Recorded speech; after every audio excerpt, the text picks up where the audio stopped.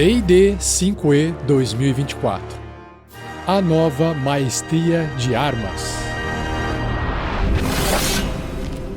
Regras do D&D 5e.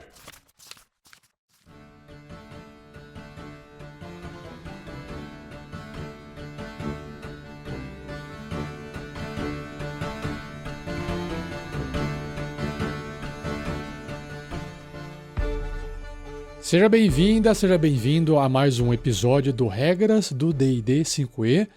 E estou aqui, Rafael47, de volta para dar continuidade na transcrição dos vídeos que a Wizards of the Coast gravou e publicou lá no canal dela no YouTube, dentro do canal do Dungeons & Dragons. Para quem não sabe, este é o segundo podcast do Regras do D&D 5e, que está comentando, está transcrevendo o áudio falado em inglês para o português. Obviamente com alguns pequenos comentários meus sobre algumas partes das regras ou dos comentários que eles fizeram sobre a nova versão do D&D 2024, que não tem um nome ainda oficial. Alguns chamam de D&D 5.5, outros D&D 2024.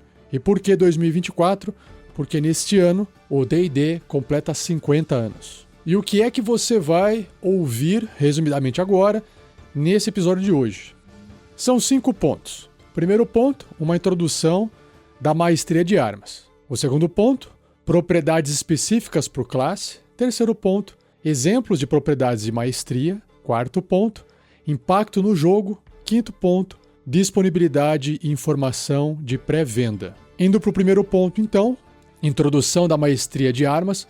O Manual do Jogador, de 2024, para o D&D, introduz propriedades de maestria de armas, afetando significativamente o jogo ao atribuir novas propriedades a todas as armas simples e marciais. Apenas personagens com uma característica de classe que desbloqueia a maestria de armas podem usar essas propriedades.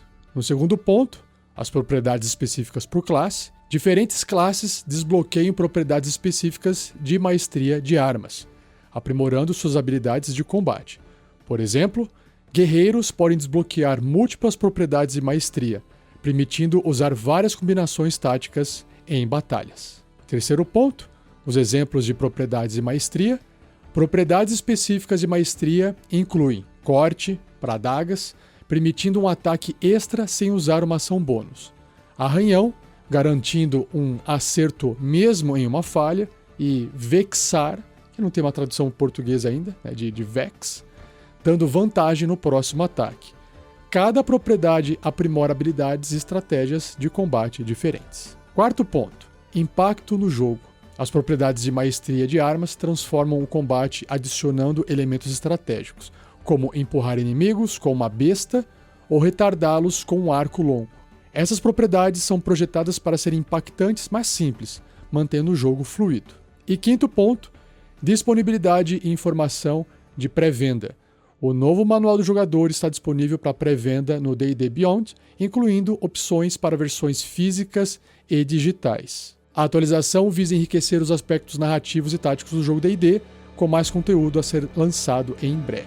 Então é isso, chega de enrolação e vamos pro episódio.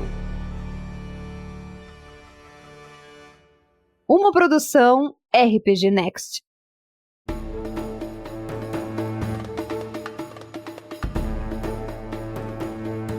O host, que faz as perguntas e conduz a conversa ali no vídeo, começa fazendo o seguinte comentário. Temos a maestria de armas, que tem um impacto significativo em muitas classes, subclasses e personagens, mudando completamente o jogo. Pode nos contar mais sobre essa maestria de armas? Elas são propriedades novas que atribuímos a todas as armas simples e marciais do jogo, e você deve ter uma característica de classe que permita desbloquear a maestria de armas para poder usar essas propriedades.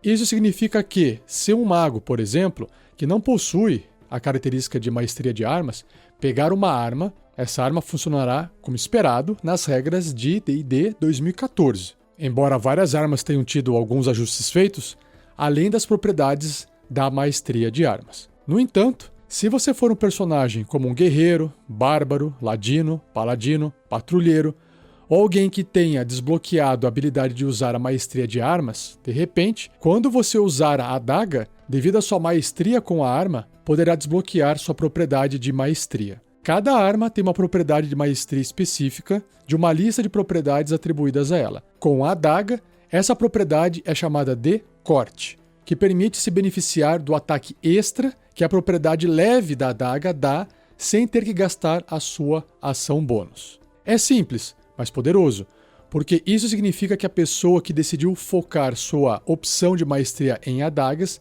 liberou sua ação bônus para fazer outra coisa. Um pequeno comentário meu aqui sobre o que eu acho dessa maestria de armas. Conceito, do jeito que eles estão explicando, soa muito legal. Eu tenho um medo, apesar de eles estarem falando que mantém o combate fluido, de que pode acabar gerando mais coisa para o jogador ficar administrando na mesa. Não estou reclamando, é só um receio. Um receio que eu tenho, principalmente por causa dos novos livros do D&D, quando surgiram, trazendo novas regras ou novas habilidades, novas classes. Se você tinha lá o patrulheiro da primeira versão de 2014 e um patrulheiro versão alternativa, já dá para perceber que tem magias mais complexas, tem opções com mais coisas para você ter que ficar administrando. Então, o meu único receio é esse, de aumentar a complexidade do jogo e dar uma cansada, principalmente no combate, que já é difícil de fazer o combate fluir legal, ainda mais quando os níveis dos personagens vão subindo. Os jogadores vão sempre demorando um pouco mais para tomar a decisão do que fazer, porque tem muita coisa para poder escolher fazer. E isso se torna pior ainda quando o personagem é conjurador de magias, feitiços. Principalmente se tem um feitiço ou uma magia que não faz uma coisa simples como causar dano ou aplicar uma condição do tipo fica preso, fica caído. Não, tem uma série de coisas. Se isso acontecer, faça tal coisa, mas se tiver assim, faça tal coisa, e quando acontecer outra coisa, faz assado. Então isso aumenta a complexidade do jogo e acho que deixa o jogo um pouco menos interessante, tá? Mas a gente tem que experimentar quando sair para ver como é que fica. Voltando ao texto da transcrição. Esse é um grande exemplo, o exemplo da adaga, de como a maestria de armas transforma poderosamente a forma como certos personagens usam suas armas. Existem outras armas que têm uma propriedade chamada arranhão. E se seu personagem desbloquear essa propriedade em uma arma, isso significa que você é tão bom em usar essa arma que sempre conseguirá, pelo menos, arranhar seu alvo, mesmo que erre. E novamente, é transformador. Nenhum personagem no manual do jogador, ou no livro do jogador, tem acesso a todas as propriedades de maestria simultaneamente. Assim que um conjurador deve escolher os truques que conhece a partir de uma lista maior de truques disponíveis para sua classe, os personagens que possuem a propriedade de maestria de armas escolhem um certo número de propriedades que desbloquearam. E como você faz essa escolha? Você escolhe a arma. Por exemplo, se você está jogando uma classe que permite desbloquear 2 propriedades de maestria, escolheria 2 armas, como a adaga e espada curta. Isso significa que você pode usar as propriedades de maestria dessas 2 armas. Esse parágrafo reforça o que eu acabei de comentar, né? Se tem um personagem que faz magia e escolhe as magias, agora esses personagens, essas classes que são marciais, vão escolher essas propriedades de maestria das armas. Quase como se estivesse escolhendo um tipo de magia, logo aumentando um pouco a complexidade do jogo. Voltando. Algumas classes podem ter mais propriedades de maestria desbloqueadas ao mesmo tempo do que outras. O líder, nesse aspecto, é o guerreiro. Oh, que surpresa! É claro, né? Teria que ser. Que é o mestre da maestria de armas. Ao longo de sua carreira, o guerreiro é capaz de ter cada vez mais propriedades de maestria desbloqueadas ao mesmo tempo, e até mesmo em níveis mais altos.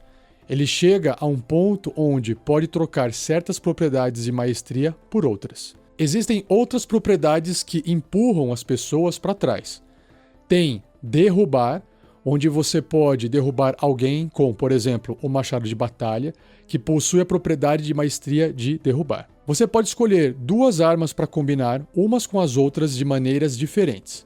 Um grande exemplo disso é a espada curta, que possui a propriedade vexar, Lembrando que não existe tradução para essas palavras ainda, tá? Vexar vem de vex. Quando você acerta alguém com uma arma que tem a propriedade vexar e você desbloqueou essa propriedade, significa que seu próximo ataque contra eles tem vantagem. Nós, cuidadosamente, construímos as seleções de propriedades e maestria para beneficiar diferentes fantasias de classe. Nesse caso, tudo se trata de capacitar o ladino a se preparar para o seu próximo ataque com vantagem. Faz sentido? De forma que esse ataque possa ser um ataque furtivo. Existem coisas assim em todas as armas de longo alcance, porque as propriedades de maestria não estão apenas em armas corpo a corpo. Por exemplo, o arco longo tem a propriedade lento. A narrativa aqui é imaginar que você está atingindo alguém na perna ou em algum outro lugar que vai retardá-lo. Isso é interessante, né? Trazer uma justificativa narrativa para que aquele efeito não fique só um efeito escolhido de forma aleatória. Quando você pensa no longo alcance do arco longo, isso permite manter essa criatura longe, porque você está tornando mais difícil para ela alcançar você. Confesso que eu achei bem legal isso aqui. Vai deixar os personagens num combate com muito mais receio de alguém com arco longo. Ou seja, não basta tomar um dano à distância, agora você pode acabar ficando com uma velocidade menor, tornando o combate bem mais perigoso. Continuando. As possibilidades táticas começam a se multiplicar, especialmente se você tiver a maestria de armas e também estiver jogando uma classe que eventualmente ganha ataque extra.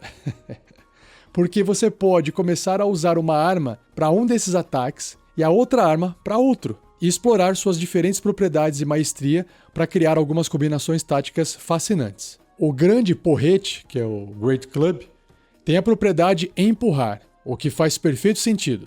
Você pode empurrar alguém para trás 10 pés, ou 3 metros, ou 2 quadradinhos, porque imagino eu que ele esteja funcionando igual um taco de beisebol, está dando uma pancada, né?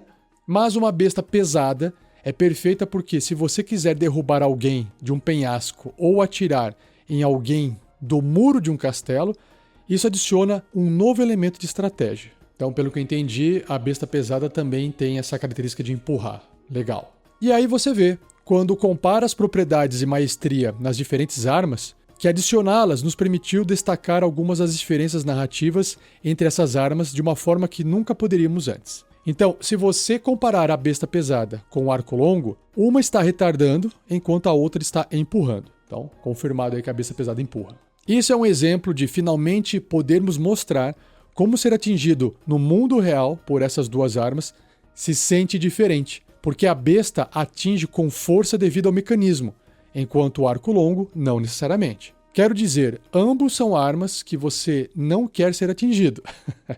Mas foi muito divertido para nós pensar em como podemos trazer essas armas à vida de uma maneira que nunca pudemos antes, agora que temos a maestria de armas. Legal, legal. Com esse parágrafo aqui, passa um pouco mais de segurança de que isso vai deixar muito mais interessante o combate do que só aumentar a complexidade. Todo mundo tem a opção de pegar um feito que desbloqueia alguma maestria de armas.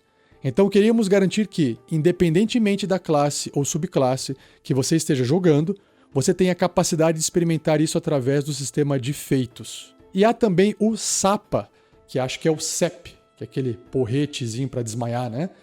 Que dá desvantagem no alvo. SAPA é perfeito contra um inimigo realmente assustador e você quer impor desvantagem nas jogadas de ataque dele. Existem várias armas que têm SAPA, como o mangual e a lança. E, novamente, muito bom contra inimigos mais assustadores, mas também um exemplo de como buscamos maneiras de aprimorar não apenas a narrativa das diferentes armas, mas também destacar certas fantasias de classe. Então, o mangual, muitas vezes associado ao clérigo, e os clérigos tradicionalmente têm sido sobre proteger os seus amigos, estávamos particularmente ansiosos para colocar SAPA no mangual, porque SAPA é sobre diminuir o quão assustador alguém é para o seu grupo, enquanto outras armas têm propriedades de maestria que são sobre derrubar pessoas ou preparar seu próximo ataque.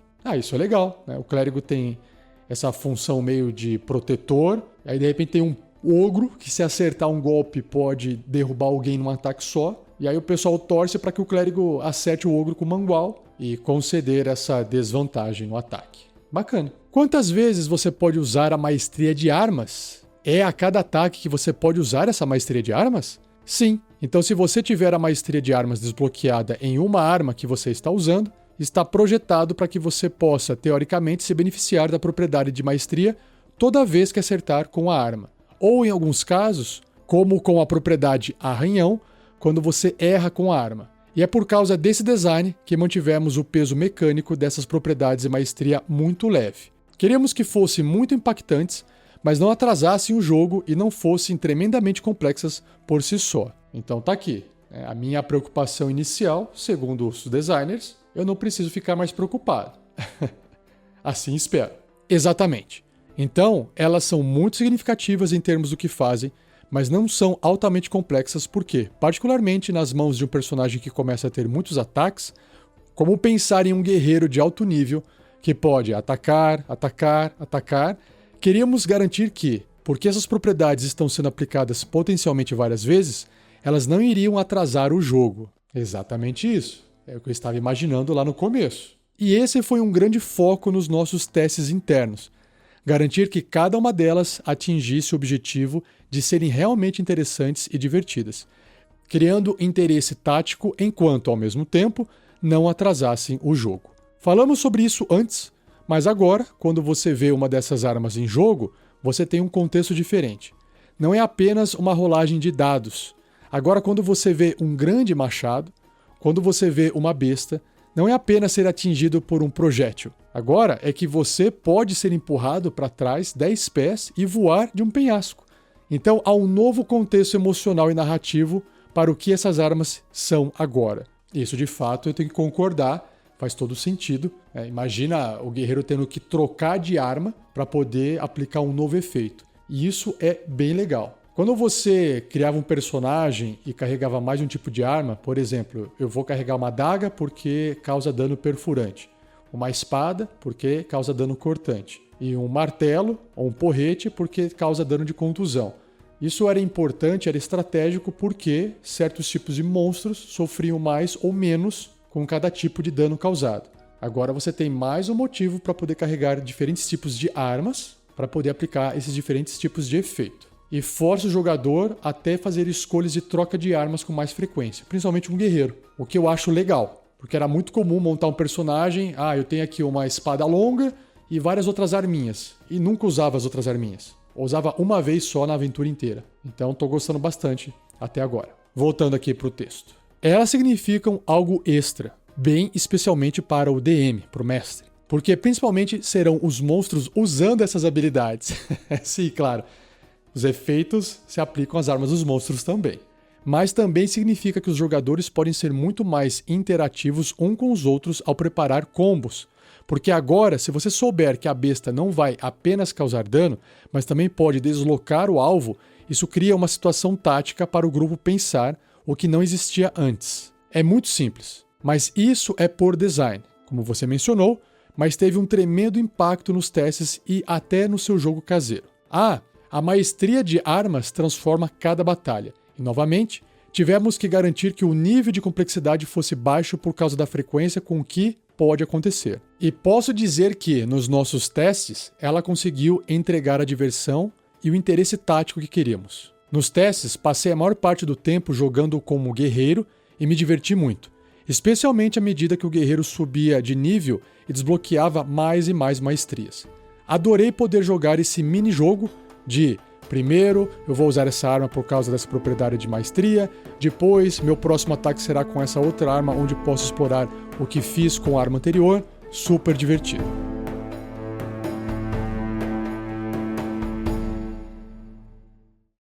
Seja você também um apoiador desse projeto através do site Apoia-se, se escreve apoia.se/rpgnext. E a partir de R$5, além de você ajudar a gente a bater nossas metas, você também já recebe as suas recompensas. Repetindo, apoia-se/rpgnext.